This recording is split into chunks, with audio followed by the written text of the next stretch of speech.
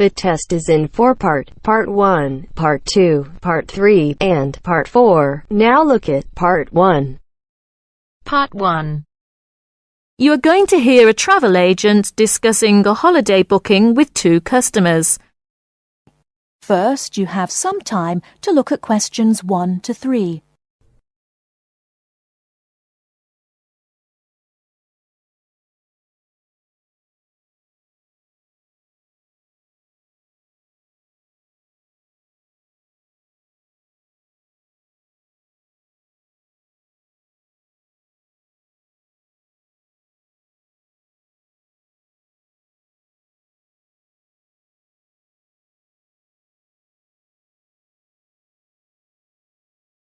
Now we shall begin. You should answer the questions as you listen, because you will not hear the recording a second time. Listen carefully and answer questions 1 to 3. Good morning. Can I help you? Yes, good morning. We'd like to book a holiday for July, please. Certainly. Where did you have in mind? Oh, well, we haven't thought a lot about it, really. We'd just like to go somewhere hot, and it must be in July. I see. Well, let's get the dates cleared up first, then we can see about availability. What part of July were you thinking of? Oh, well, you see, we have slightly different holidays. I've got the whole month except for the last 5 days, so I could go from the 1st to the 26th. But my friend here doesn't start until the 7th. So I suppose it will have to be the middle 2 weeks, really. Yes, but I've got to be back before the 23rd. Okay. Now, let's find a destination. Any preferences? France? Italy? Oh, not France.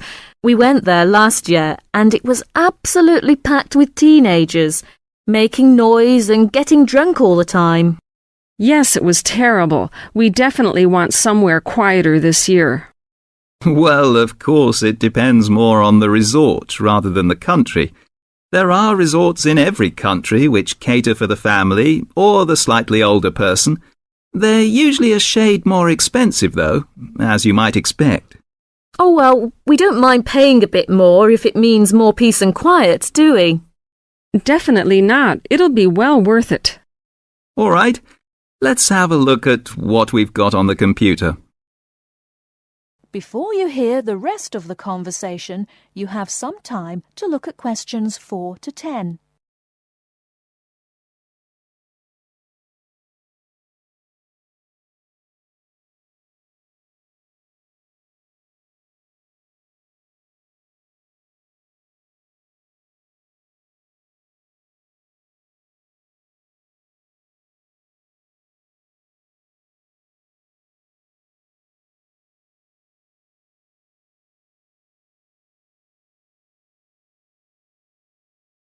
Now listen and answer questions 4 to 10. July. Was it 10 or 14 nights you wanted? Oh, the fortnight, please. Right. Well, let's start with Italy. We've got 14 nights bed and breakfast in Sorrento for £345 from Manchester on the 14th. Or we've got... No, wait a minute. That's no good for me. We wouldn't get back till the 28th, and I've got to be back at work before that. Ah, yes. How about Sweden? 2 weeks, half board? How much would that be? That would be £540 from Manchester again. Well, 540... that seems too much. Well, madam, there's a surcharge for the airport, and it has a 5-star hotel. Oh, well, it's a bit over our budget, really.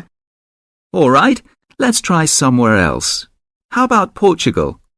Oh, that sounds great. We've never been there before, have we? Let's see now. We've got 14 nights in Albufeira, half board, from Gatwick, for £385. Albufeira? Oh, wait a minute. Did you say the flight was from London? That's right, from Gatwick. Oh, well, we'd prefer a flight from the north somewhere, Manchester perhaps, or even Glasgow. That is the end of part 1. You now have half a minute to check your answers.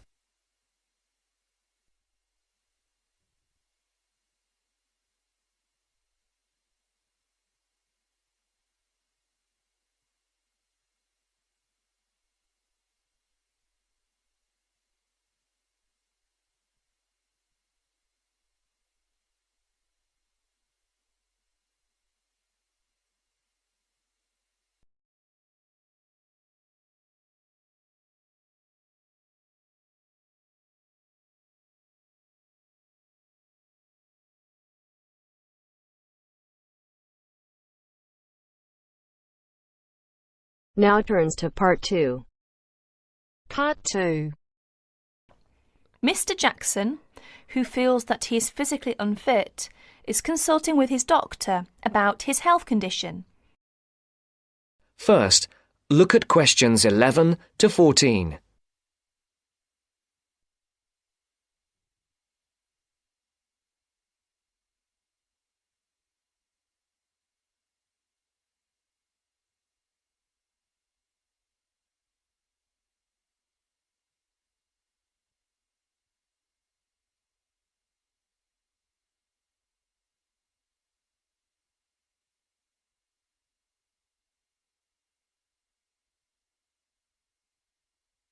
Listen carefully. Well, Mr. Jackson, the first and important thing I have to tell you is that there is really nothing seriously wrong with you. Physically, that is. My very thorough re-examination and the analyst's report show that basically you are very fit. Yes, very fit. So, why is it, Doctor, that I'm always so nervy, tense, ready to jump on anybody? My wife, children, colleagues. I think your condition has a lot to do with, shall we call it, way of life, habits? Way of life? Habits? Yes, now tell me, Mr. Jackson, you smoke, don't you? Yes, I'm afraid I do, Doctor. And rather heavily, I imagine. Well, yes. I smoke, about 40, 50 a day, I suppose. You should do your best to stop, you know. Yes, I see. But, well, it won't be the first time. I've tried to give up smoking several times, but it's no good. You see, 50 a day is overdoing it, you must admit. You must cut down at least that. Ah, yes. I know that when you're feeling tense, you probably feel that a cigarette relaxes you. But in the long run, I do advise you to make a real effort to quit smoking. Of course, but, well, it's easy to say give it up or cut it down, but, oh, you know. Well, in my opinion, you have no choice. Either you make a real effort or there's no real chance of your feeling better. You see, well, obviously, I could prescribe some kind of tranquilizer, but would that help? I'd prefer, and I'm quite sure you'll agree, I'd prefer to see you really back to normal, not just seemingly so. And that's my reason for asking you several more questions about your other habits. Right. Before the broadcast continues, look at questions 15 to 20.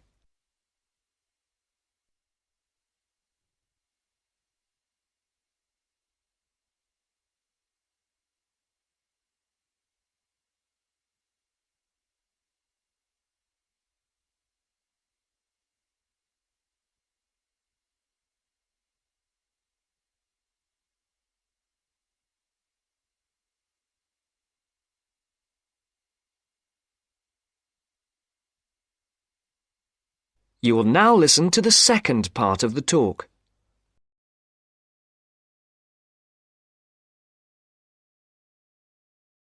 Your eating habits, for example. What do you eat normally, during a normal day? Yes, well, I'm a good eater. Yes, I'd say I'm a good eater. Now, let's see. Up at 8 in the morning and my wife has a good breakfast ready. A good breakfast? The usual. A cereal followed by bacon and eggs with fried bread and perhaps a tomato or two. Then toast and marmalade, all washed down with a couple of cups of tea. Yes, I really enjoy my breakfast. Yes, I can see you do, but I'd advise you to eat rather less. We'll come to that later. Go on. Then lunch. No, first brunch. A cup of coffee and a bun at 11. Lunch has to be quick, because there's so much to do in the office about that time, so I have a pint and a sandwich in the pub. All very hurried. Try to be in less of a hurry. But I make up for it in the evening. I get home at about 7. Dinner's around about 8. Yes, my wife's an excellent cook. Excellent. It's usually some meat dish, and we like spaghetti as a first course. Spaghetti, a meat dish, cheese, sweet. But then, at the end of the day, shall we say, then I begin to feel on edge again. Most evenings after dinner we read or watch TV, but I get this terrible feeling of tension. Well, I'm sorry to have to say this because you obviously enjoy your food, but I really do recommend that you eat less, and secondly, that you eat more healthily. Instead of having that enormous breakfast, for example, try to be content with fruit juice and some cereal. I see, but 11 says right. Well, that's all right, but lunch should be more leisurely. Remember, your health is at stake, not your job. As for dinner, I'd advise you to eat a soup, perhaps, with a salad. A salad followed by some fruit. But my wife's cooking is superb, granted. And she probably enjoys preparing delicious meals for you. If you like, I'll have a word with your wife. No, that won't be necessary. Thanks just the same, Doctor, but no. That is the end of part 2. You now have half a minute to check your answers.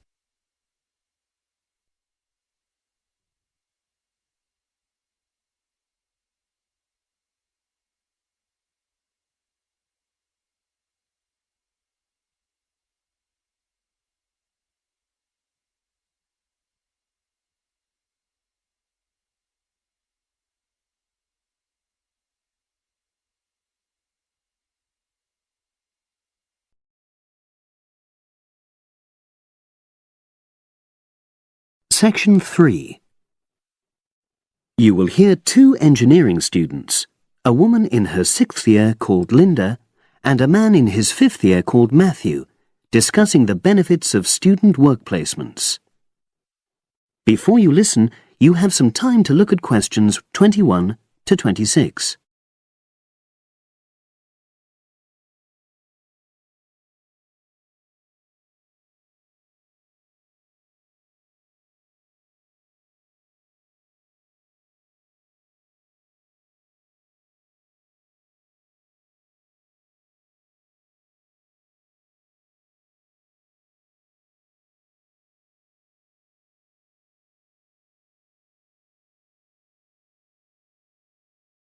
Now listen and answer questions 21 to 26.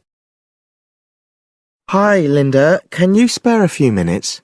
Hello, Matthew. No problem. I just wanted to talk to you about temporary work placements. I've never really thought there was a good reason for doing one. I've got some savings, so I don't really need the money at the moment. But I've had an email from the university about a vacancy that looks quite interesting. You did a placement last year, didn't you? I did, yes. In my case, I wanted to find out if I was making the right career choice before I began applying for permanent jobs. I thought I wanted to work in car manufacturing, but I wasn't sure, so I applied to Toyota. What was the application process like? Lengthy. There were a lot of different parts to it. The dullest one was a psychometric test. You know, when you have to answer loads of questions about yourself. And you're trying to guess what's the best thing to say. Yes. Then there was an activity that we did in groups, which I found really fascinating. Engineers are renowned for being a bit unsociable, but I thought we made a great team. And we had an individual task too. We had to sort through various business documents and prioritize them. It was just like what you have to do as a student, really, just with different content. What exactly were you doing on the placement? I was helping to design some diagnostic software to identify any waste in the car assembly process. Do you mean waste of materials? No, time. Anything that can speed the process up helps to cut costs. How did the work placement compare to being a student? Was it hard work? Yes, it was. I'd had full-time work before. I've done various unskilled jobs during university holidays, and some of those involve long hours. So I thought I'd find it easy. I was wrong, though. I think when you're on placement, you're always trying to prove yourself. So you push yourself hard to succeed? Yes. But I got a lot of support from my employers. They were always helpful. And then, at the end of the placement, I was given formal feedback. Do you mean on your engineering ability? Well, no. I didn't really need that because we had team meetings every other day. And so I had the chance to discuss technical issues and ask about anything that wasn't clear. The evaluation was about general workplace things, like organizational ability, initiative, that sort of thing. I get the impression you think you benefited from the placement. Well, the best thing is that they've offered me a job for next year. Depending on my exam results, of course, but still. A permanent one? Yes. But apart from that, I learned so much. The industrial environment was much more demanding than the academic one, so my general skills improved, like time management, meeting deadlines. And on the technical side, I learned new software packages, like MS Project. Well, I think you've convinced me that work placements are worthwhile, but while you're here, can you give me advice on something else? Before you hear the rest of the conversation, you have some time to look at questions 27 to 30.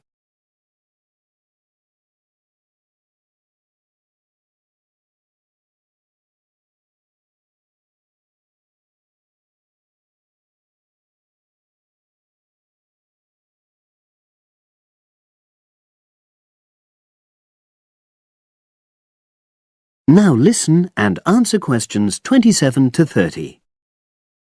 I'm about to make a start on the engineering materials module, and I've got a book list here. Can you have a quick look and tell me what you would recommend? That's if you can remember. Let's see. I do remember some of them.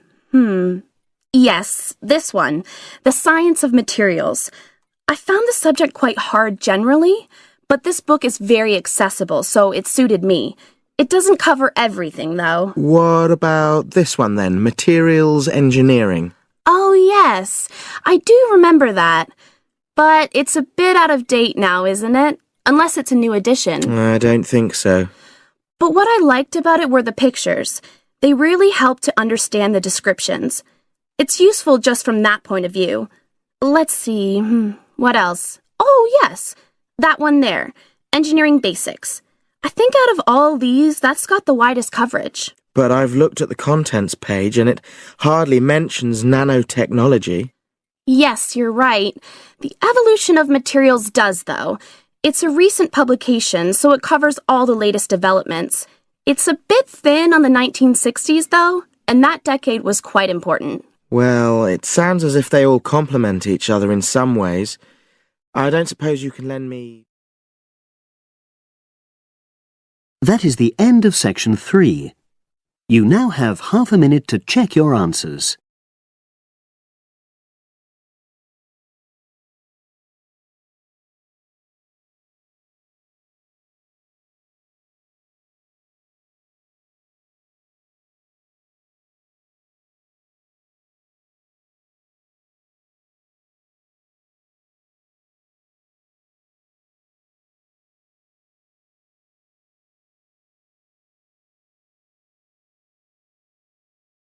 Section 4. In this section, You'll hear an introduction about the tutorial courses of the physics school. First, you have some time to look at questions 31 to 40.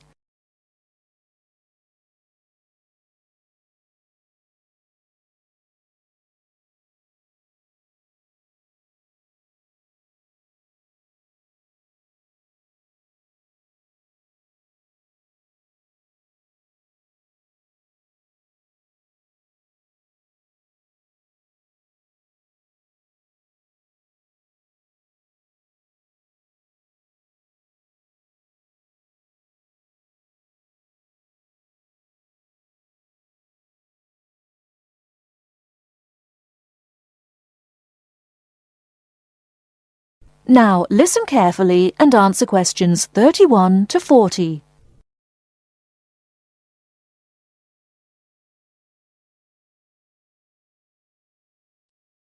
Welcome to Orientation Week. This is the physics school session, and we'll welcome Professor Smith, the head of the school, to introduce you to the tutorial system. Welcome, Professor Smith.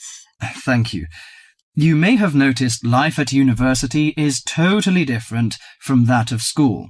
For you, tutorials are an important part of the teaching program. Tutors are the primary contact between undergraduate students and the school. A tutor is the student's personal tutor as well as their academic tutor.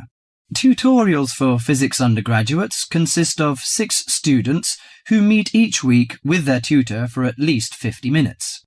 For radiographer students, tutorials will normally consist of a group of about 10 students who will meet fortnightly with their tutor for a period of at least 50 minutes. In the first semester, the tutorials are during weeks 1 to 11. For semester 2, they are during weeks 14 to 24. Everybody involved is expected to be present and on time, and the tutor will also be available in week 12 and 25 to discuss problems that arise during revision, but attendance by students is optional. Now I'm going to introduce to you the stages and activities of the tutorials. The induction period is from week 1 to 3.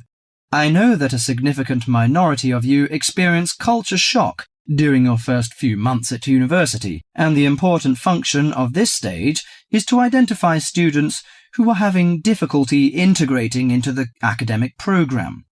In particular, tutors should check your attendance of lectures, tutorials, laboratory sessions, and this sort of things. Tutors also help you tackle work in a systematic and effective manner. Stage 2 begins from the 4th week.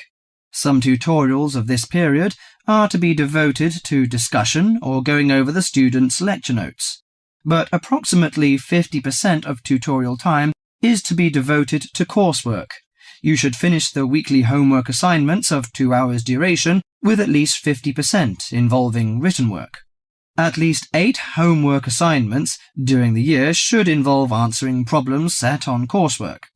The written work collected by the tutor should be marked within a week of handing in, and generally the assignments should be graded. The 3rd stage starts from week 8 till the 10th. During this period, math and 4 core physics programs are included. The majority of tutorial time should be devoted to work which support the lecture programs and laboratory work. At least 60% of homework assignments should involve written work. The assignment may involve writing an account of or notes on a specified range of topics. The written work should also be marked and graded. Short oral presentations by students should be included. They are possibly on general physics topics or essays. The last week's personal development planning is a structured and supported process. The primary objective for PDP is to help you to become more independent and confident, self-directed learners and encourage a positive attitude to learning throughout life. It is undertaken by yourselves to reflect upon their own learning, performance and achievement, and to plan for their personal, educational and career development. Finally, if without evidence of good reason you miss more than 2 sessions during a semester, or if the tutor is not satisfied with your progress, The matter must be immediately referred to the program director, who will normally issue formal warning, verbal and written. This will inform you that your place at university is under threat of withdrawal if no improvement is made.